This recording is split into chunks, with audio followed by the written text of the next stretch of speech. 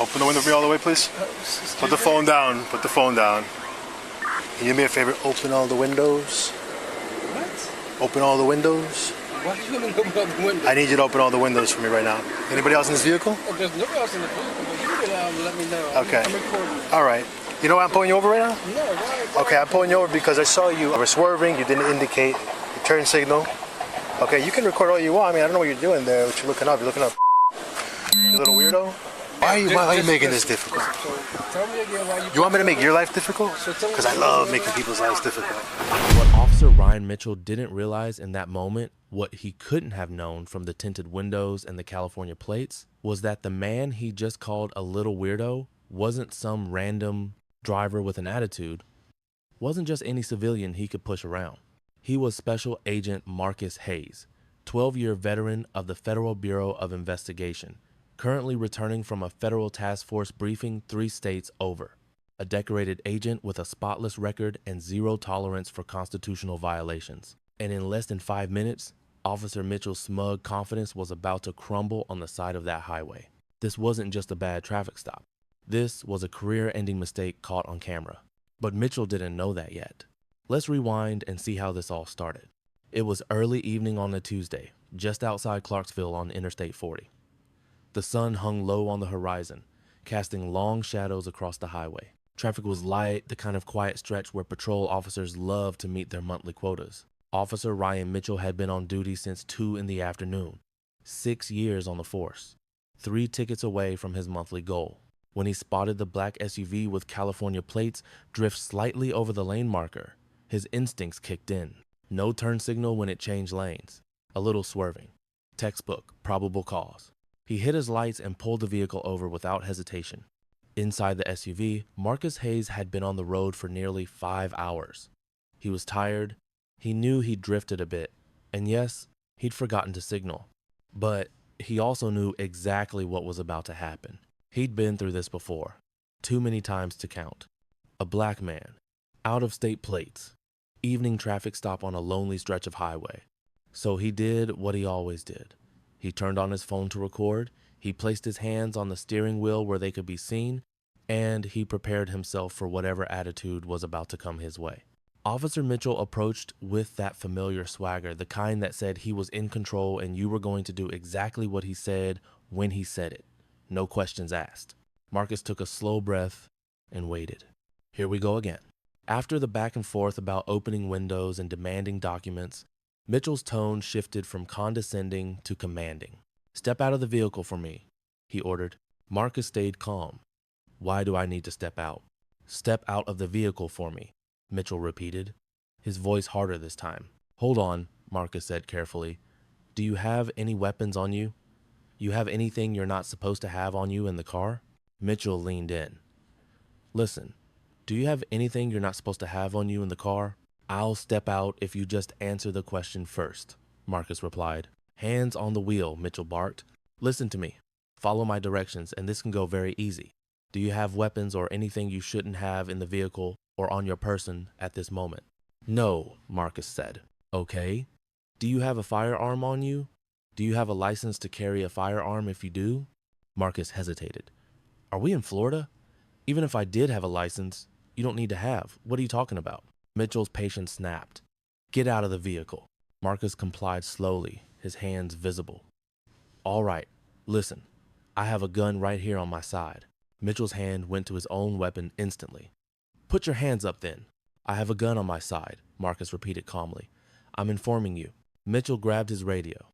226? I'm going to have a traffic stop. Male subject armed. Marcus stepped out of the SUV with his hands raised, moving slowly and deliberately. "Look at my shirt," he said, trying to direct the officer's attention to his credentials. But Mitchell wasn't listening. He spun Marcus around and began patting him down aggressively. "Why are you searching me?" Marcus asked. "Spread your feet out," Mitchell commanded. "Where's the gun?" On my right chest. "For my safety and your safety, we're going to do this today," Mitchell muttered as his hands moved across Marcus's torso, searching for the weapon. "Where's the gun?" "You said it's on your right?" "My gun is right on my chest," Marcus confirmed. Mitchell's hands found the holster. "Oh, on your chest, huh? So we're lying today?" You a gangbanger? Is that what you're doing here? You selling drugs? Marcus stayed perfectly still. It's not me. Sit in the parking lot. Don't move. You have a license to carry this? We're in Florida, right? Do you have a... I sure enough do, Marcus said. You know what it's called? Mitchell challenged. It's around my neck. It's called the concealed carry permit. My license is around my neck. Mitchell paused, then continued the search. Well, first, let's see what else you got. Spread your feet apart. Spread your feet apart. This was Officer Mitchell's first mistake. He'd already decided who Marcus was before checking the facts. Gangbanger, drug dealer, liar. He'd profiled him, mocked him, accused him of crimes based on nothing more than the color of his skin and an out-of-state license plate. And he was about to discover just how catastrophically wrong he was. Before we continue, let me ask you something. Do you know what your rights are when you're legally carrying a firearm during a traffic stop? Do you know what an officer can and cannot do once you've disclosed that you're armed? Most people don't have a clue. And that lack of knowledge is exactly how situations like this spiral out of control.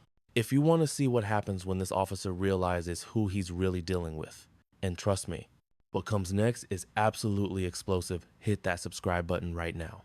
Because the moment of truth is about to arrive, and Officer Mitchell's world is about to come crashing down. Let's get back to it. Officer Mitchell continued his search, his hands moving methodically across Marcus's clothing, checking pockets, feeling for anything concealed. What is this? He muttered. Can you make sure you get my license to carry? My license to carry is on my chest. Mitchell's fingers found something hanging from a lanyard around Marcus's neck. He pulled it out from under the shirt. A laminated card, official looking. Is this fake? Mitchell asked suspiciously. You know a lot of people like to act like they're cops. Marcus's voice remained steady. Federal agent. Mitchell froze. What? Federal agent. The ID is right there. Mitchell pulled the lanyard fully out, examining it more closely. FBI credentials. A shield. A photo ID with an official seal. Where's the ID? Let's check the ID. Give me a favor, federal agent.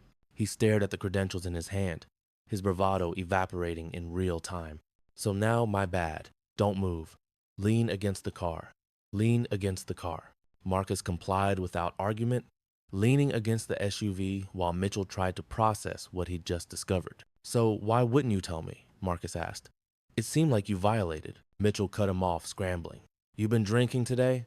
Drinking, sir? We don't drink. I smell alcohol emitting from the vehicle, Mitchell insisted, grasping at anything that might justify his actions. Actually, we're doing an investigation, Marcus replied calmly. Mitchell grabbed his radio again. 226. Disregard that backup. Here's what the law actually says about this situation. When a citizen with a concealed carry permit discloses that they're armed during a traffic stop, an officer may temporarily secure the firearm for safety purposes. That's reasonable, that's legal, but what's not legal is what Mitchell did next. He didn't just secure the weapon. He accused Marcus of lying, called him a gangbanger, suggested he was selling drugs, conducted an aggressive search, all based on nothing more than his own prejudices and assumptions. And Marcus Hayes, who had remained calm, compliant, and professional throughout the entire encounter, knew exactly what kind of violations had just occurred. Fourth Amendment violations, unlawful detention, discriminatory profiling, all caught on camera. Mitchell was still trying to justify himself. So you're carrying, why wouldn't you tell me?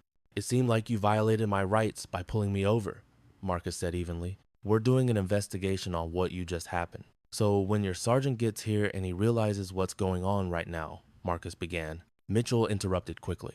What's going on is that I stopped. It doesn't make a difference. But it did make a difference. Marcus knew his rights. He knew the law. He'd been trained by the best law enforcement agency in the country. And he knew exactly what kind of case Officer Mitchell had just handed him on a silver platter. Mitchell held up the FBI credentials, examining them under the fading evening light as if hoping they might somehow be fake. I found your ID. Here, he said, still processing the reality of his situation. Marcus turned to face him. I have a question. Why is a police officer tell me why a police officer has another police officer in handcuffs? You didn't identify yourself as a police officer, Mitchell shot back defensively. You were swerving. You didn't indicate your turn signal. Once again, sir, you didn't call your sergeant here, Marcus replied. Neither did the things that we're supposed to do here, right? Mitchell knew he was trapped. The credentials were real. The body cam was recording. And he just detained a federal agent based on a minor traffic violation that he'd escalated into something completely unnecessary. All right, let me get these off of you, buddy, he said, reaching for the handcuffs that were never actually applied but were certainly threatened. As Marcus adjusted his clothing and straightened his shirt, Mitchell tried one more deflection. I don't know why you're being like this. I don't know why you're being like this. I don't know what y'all got going on here. Marcus's response was measured but pointed. Tell you what, we as agents, we're gonna figure it out. We don't like city cops. Mitchell bristled. Yeah, we don't like federal cops either. Agents don't like city cops. You pencil pushers. You could have just, when I pulled you over, you could have just identified yourself as police, and this would have been done. It was, Marcus countered. When I showed you my badge and you grabbed my badge, you still didn't believe it was real, because people impersonate officers all the time. Okay, do they not? Mitchell was still trying to save face. When I see your sergeant, I'll make sure. When I see your sergeant, we'll make sure. Well, we don't have to go that far, Marcus said. No, we won't. We'll go farther than that, Mitchell threatened. We'll make sure we talk to them. We'll make sure to do a lot of things on this. I'm pretty sure you probably have other offenses against you, but you have a nice day. Marcus remained professional to the end. I'll continue having mine. Listen, I appreciate you, sir. You have a good day. Thank you so much. Happy to see you, so you can cancel that backup, Mitchell muttered into his radio. This was the point of no return. Mitchell had detained a federal agent conducting official business. He'd handcuffed him or threatened to. He'd searched him without proper cause. He'd accused him of being a gangbanger and a drug dealer based purely on racial profiling. All of it was on body cam footage. All of it was documented. All of it was a clear violation of constitutional rights and departmental policy. And Marcus Hayes, who had remained calm, professional, and compliant throughout the entire encounter, was now walking back to his SUV with Mitchell's badge number, body cam timestamp, and a perfect case for a federal civil rights complaint. Mitchell watched the SUV pull away, probably thinking the situation was over. It wasn't even close to over. It was just beginning. Marcus sat in his SUV for a long moment after the encounter ended, his hands resting on the steering wheel. His heart was pounding not from fear, but from controlled anger. 12 years as a federal agent. 12 years of serving his country, investigating dangerous criminals, putting his life on the line. And he'd just been treated like a common thug on the side of a highway by a city cop who couldn't control his own biases. He pulled out his phone and dialed a number he knew by heart. Yeah, it's Hayes, he said when the line connected. I need you to pull body cam footage from a traffic stop that just occurred. Officer Ryan Mitchell, badge number 226, Clarksville Police Department. I was detained, searched without proper cause, and accused of gang activity during what should have been a routine stop. I want a full review initiated immediately. On the other end of the line, his FBI supervisor didn't hesitate for even a second. Are you okay, Marcus? I'm fine, Marcus replied, his voice steady. But this officer needs to be flagged in the system. I'll file the formal complaint as soon as I get back to the field office. Understood. I'll notify their Internal Affairs Division tonight and request the footage through official channels. This is going up the chain. You know that, right? I'm counting on it, Marcus said. He ended the call and started the engine. In his rearview mirror, he could see Officer Mitchell still standing by his patrol car, probably filling out paperwork, probably thinking he just dodged a bullet by letting the federal agent go without a ticket. What Mitchell didn't know, what he couldn't have known, was that the phone call Marcus had just made had set off a chain reaction that would ripple through the Clarksville Police Department for months to come. If you're wondering what happened next, if Mitchell faced any real accountability, drop a comment below and ask me, did the officer get fired? Because what came next wasn't just a slap on the wrist or a warning in his personnel file. The consequences were about to cascade down on Officer Ryan Mitchell like an avalanche. Back at the Clarksville Police Department station, Officer Ryan Mitchell filed his report that evening. It was routine, mechanical, standard traffic stop for swerving and failure to signal. Armed subject with valid concealed carry permit. Subject verified as law enforcement. Released without citation. He didn't mention calling the driver a little weirdo, didn't mention the gangbanger accusation, didn't mention threatening the federal agent with consequences even after discovering his credentials. He figured once the paperwork was filed, it was over. Case closed. Move on to the next stop. He figured wrong. 2 days later, Mitchell's sergeant called him into his office. Sergeant Davis wasn't smiling. "Mitchell, sit down," he said, his voice flat and professional. Ryan sat, already feeling the tension in the room, but not yet understanding why. "I just got off the phone with the FBI's Office of Professional Responsibility," Sergeant Davis continued. "You want to tell me why a special agent named Marcus Hayes filed a formal complaint against you?" Mitchell felt his stomach drop. I didn't know he was what? An agent?" Davis cut him off. "He told you, multiple times, according to the transcript. It's all on your body cam, Mitchell. Every single word. He didn't identify himself right away. He tried to," Davis interrupted again. "You kept talking over him, calling him names, accusing him of being a gang member and a drug dealer. Tell me, Mitchell, what part of your training told you that was appropriate behavior during a traffic stop?" The silence in the office was deafening. Sergeant Davis slid a folder across the desk. "Internal Affairs is opening a formal investigation. You're on administrative leave effective immediately pending review. Turn in your badge and your service weapon now." Mitchell stared at him, unable to process what he was hearing. "You're suspending me? Over this? You detained a federal agent without proper cause," Davis said, his voice hard. "You searched him. You accused him of crimes he didn't commit based on nothing but your own assumptions. And you did it all while he was calm, compliant, and actively trying to tell you who he was. So yes, Mitchell, I'm suspending you. And if Internal Affairs finds what I think they're going to find, you won't be coming back." Davis tapped the folder.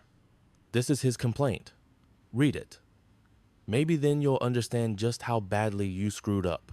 Mitchell opened the folder with shaking hands.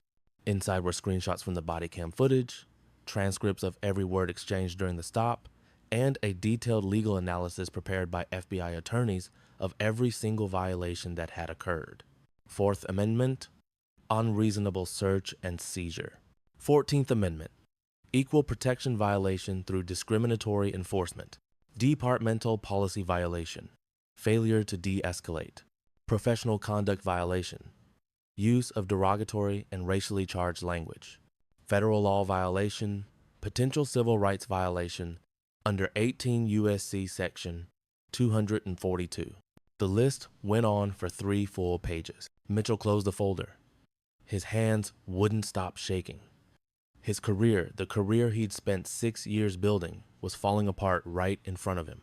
And the worst part, it was all his own doing. Within 48 hours of Marcus Hayes filing his formal complaint, the machinery of accountability began to grind into motion. The body cam footage was submitted to 3 separate entities: the Clarksville Police Department's Internal Affairs Division, the FBI's Office of Professional Responsibility, and the Department of Justice's Civil Rights Division.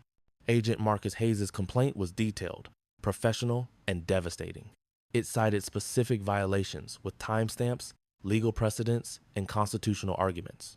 It included unlawful detention, extending the traffic stop beyond its legal scope without reasonable suspicion of criminal activity, discriminatory profiling, the gangbanger and drug dealer, accusations made without any factual basis, clearly rooted in racial bias, failure to follow proper protocol, not allowing the subject to fully disclose his concealed carry status before initiating an aggressive response, retaliatory conduct, threatening further action and making hostile statements even after discovering the subject's credentials and authority, violation of Fourth Amendment rights, conducting a search that went beyond officer safety concerns without probable cause.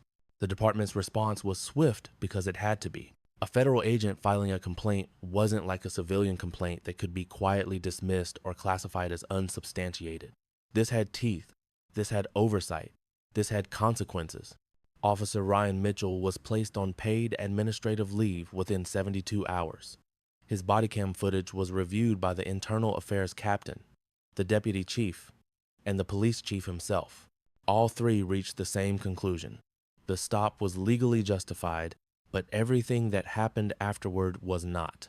A carefully worded statement was issued to the press. The Clarksville Police Department takes all complaints seriously and is conducting a thorough investigation into the conduct of Officer Ryan Mitchell during a traffic stop. We are cooperating fully with federal authorities and are committed to transparency and accountability. But the carefully crafted PR statement couldn't contain what happened next. The local news picked up the story within 24 hours. FBI agent detained and searched during traffic stop officer under investigation. Then the body cam footage leaked online. Whether it was leaked officially as part of a public records request or unofficially through someone inside the department didn't matter. Once it hit social media, it exploded. The video was shared thousands of times. Comments poured in from every corner of the internet. This is exactly why people don't trust cops. He was calm the whole time and still got treated like a criminal. The way his voice changed when he saw those FBI credentials, priceless. Little weirdo, gangbanger, and he wonders why there's a complaint? Respect to Agent Hayes for staying professional. I would have lost my mind. The public backlash was immediate, widespread, and unforgiving, and it wasn't going away. The Clarksville Police Department's social media pages were flooded with angry comments demanding Mitchell's termination. News outlets requested interviews. Civil rights organizations issued statements calling for systemic reform. What had started as a routine traffic stop on a quiet Tuesday evening had become a national story about police accountability, racial profiling, and the abuse of power. And Officer Ryan Mitchell was at the center of it all.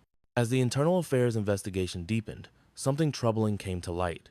Something that Marcus Hayes' complaint had triggered, but that went far beyond just one traffic stop. This wasn't Officer Mitchell's first complaint. Not even close.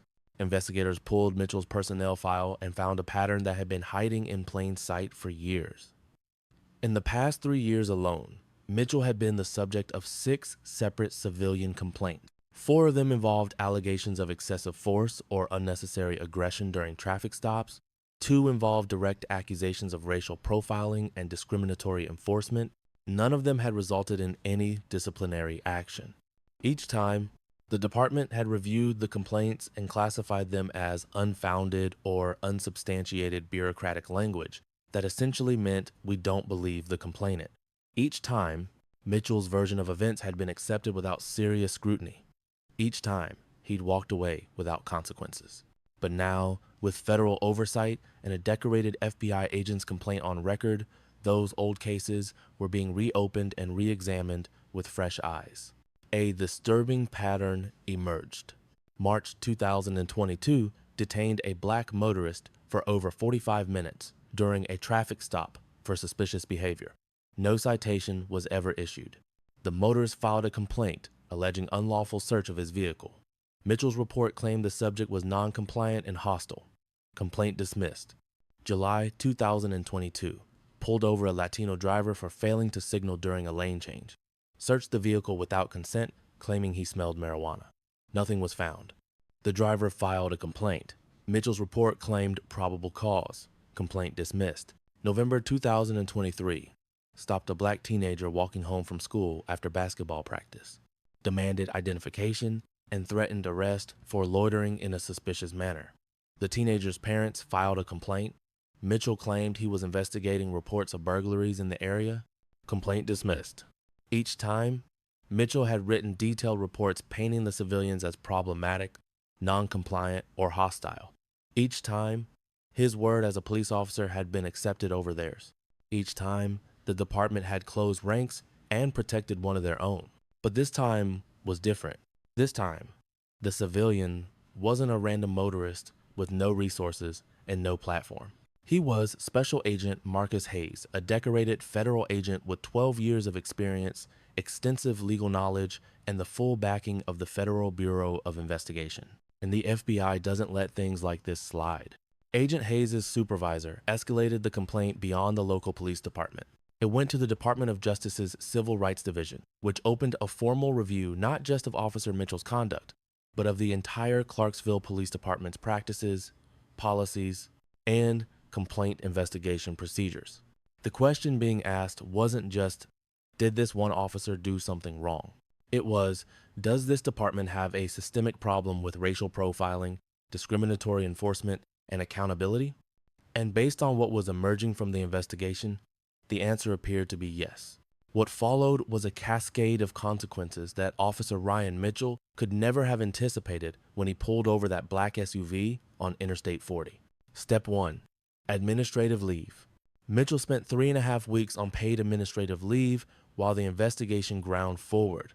He wasn't allowed to patrol, wasn't allowed to wear his uniform. His badge and service weapons sat in an evidence locker at headquarters.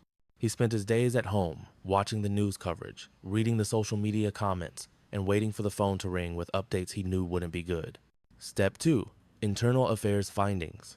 After reviewing the body cam footage frame by frame, interviewing witnesses, analyzing Mitchell's prior complaint history, and consulting with legal experts, the Internal Affairs Division issued its findings. Sustained, unlawful detention. Mitchell had extended the traffic stop beyond what was legally justified based on minor traffic violations. Sustained, unprofessional conduct. The use of terms like little weirdo, gangbanger, and accusations of drug dealing constituted unprofessional behavior unbefitting an officer. Sustained, failure to follow de-escalation protocols. Mitchell had multiple opportunities to de-escalate the situation, but instead chose to escalate at every turn. Sustained, pattern of discriminatory behavior. When combined with prior complaints, Mitchell's conduct demonstrated a clear pattern of targeting minorities. The recommendation was unequivocal: termination for cause. Step 3. External federal review. Simultaneously, the FBI's Office of Professional Responsibility conducted its own independent review.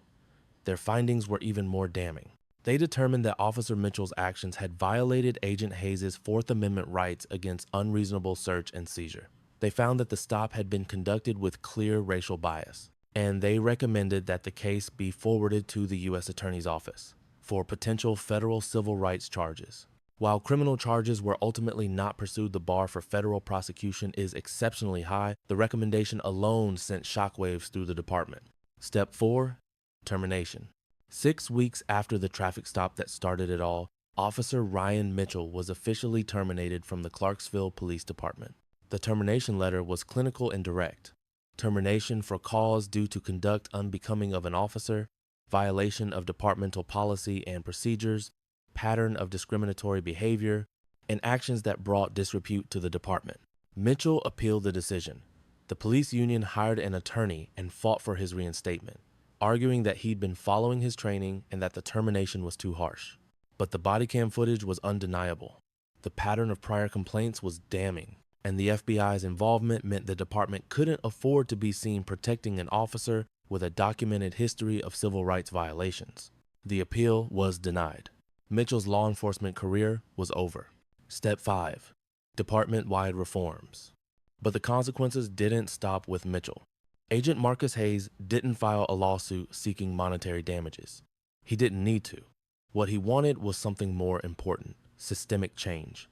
The Clarksville Police Department, under pressure from federal oversight, agreed to a comprehensive settlement that included a formal public apology to Agent Hayes, mandatory retraining for all officers on constitutional rights, proper traffic stop procedures, and implicit bias recognition. Implementation of an early warning system to flag officers with multiple complaints before patterns become entrenched. External review of all closed civilian complaints from the past 5 years. Quarterly reporting to federal monitors on stop data disaggregated by race to identify potential profiling. Marcus accepted the terms. He didn't do it for recognition or compensation. He did it because he understood something fundamental. If this could happen to him, a federal agent with 12 years of experience, extensive legal knowledge, and institutional backing, then it was happening regularly to people who didn't have his resources, his credentials, or his ability to fight back. People who couldn't demand accountability because the system wasn't built to listen to them. The reforms weren't perfect. They weren't enough. But they were a start. And sometimes, a start is all you can hope for. Here's the uncomfortable truth about accountability in law enforcement. It only works when the right people demand it under the right circumstances. Officer Ryan Mitchell wasn't fired because he made a simple mistake. Officers make mistakes every day, and most of them don't lose their jobs over it. He was fired because his mistake was thoroughly documented on body cam footage that couldn't be disputed. Because the person whose rights he violated had the knowledge, the credentials, the resources, and the institutional backing to fight back effectively. Because the story went viral and created public pressure that the department couldn't ignore. And because federal oversight forced the department to take action it might otherwise have avoided. But here's the question that should haunt us. What about all the other traffic stops? What about all the other people who get pulled over, searched, humiliated, and sent on their way with no recourse? What about the motorists who don't have FBI credentials, who don't know their constitutional rights, who don't have their own body cam recording to contradict the officer's report?